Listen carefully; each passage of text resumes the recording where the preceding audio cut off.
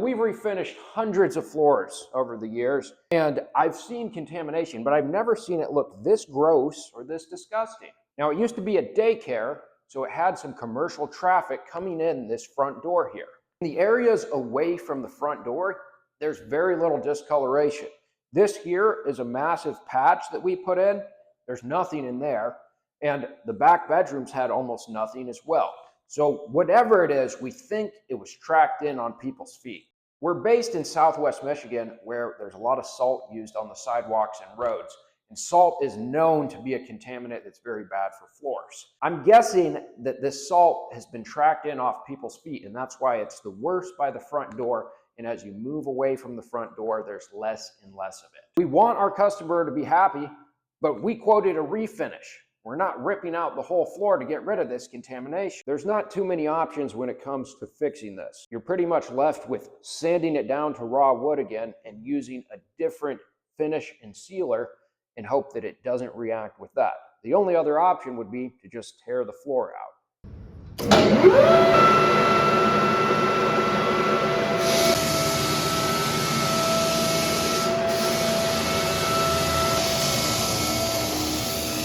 I don't even know what this red funky spot is. Maybe the homeowner spilled something and didn't tell us.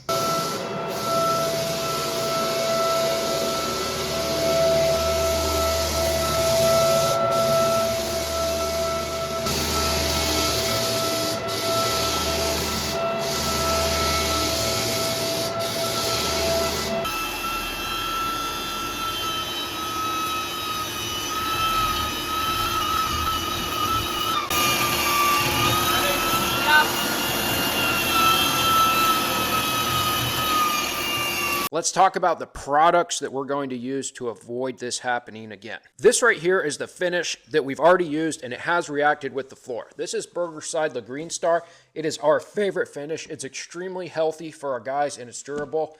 But since it's had a reaction, we're not going to use it again. Sometimes when you get away from some of the nastier chemicals in your finish, they do lose some chemical resistance. It has nothing to do with the quality of the finish itself, and we will continue to use this on 90% of our floors. From here, we have two options. We could go with an isocyanate, commercial grade, water-based finish like Burgerside La Ceramic Star or Bonatraffic HD, or we could go with a standard oil base. I found that both these options resist chemical discoloration quite well, but my trusty favorite is to go with an oil base every time. If you are going to go the water-based direction, a lot of times when you put your sealer down, you may see some of the white discoloration because your sealer won't have that same chemical resistance.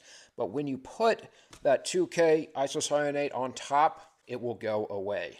And isocyanate refers to the hardener. I'm no scientist, so if I'm saying any of this wrong, forgive me. But I can tell you I do know how the products perform when you put them on a contaminated floor. This is my favorite system to use on floors that I think may be contaminated. If we had realized we were going to deal with contamination here, we would have started out with this option. But this is a residential house, so we were not expecting this problem. So here we have our Zinsser Universal Basic Sanding Sealer. All right, this stuff is compatible with everything. I mean, it even says on the side, guaranteed under all clear finishes. I've used it under pretty much every type of finish. I've only had problems with Swedish finish. Don't use it under that. This stuff is awesome and very reliable, but it does have its downsides. It applies like water to the floor. It's incredibly thin. So you can put down 2 coats or 3 coats to get the effect of 1 coat of a traditional finish. It's also very amber, and probably worst of all though, it is 730 VOCs per gallon, which is extremely high. Don't ever apply this stuff without a respirator or you will be driving home under the influence. This sealer resists chemical contamination super well, but it will not save you if you decide to use a top coat of finish that does not.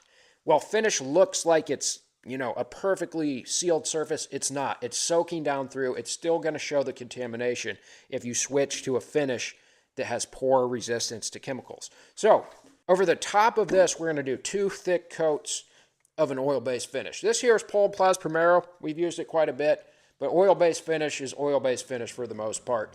And pretty much all of it is going to resist chemicals pretty well. So we're going to do 2 coats of this. This will have great durability. It does amber over time though, and the VOCs are still quite high at, I believe, around 575 per gallon. Again, always wear a respirator whenever dealing with these products here. So after a full refinish, staining it, 1 coat of Zinsser, 2 coats of Polaplast Primero, not one single spot came back in the floor, and our customer was super happy. And if you're wondering who paid for the second resand, we did. Well, it's not our fault that it happened. It's definitely not the customer's fault that it happened. And they're paying us for a nice floor. So if we can resand the floor and lose a little money to make them happy, we're gonna do that. That's what we did. Thanks for watching, guys. If you like this video, you'll probably like the one popping up on the screen right now too. Check it out.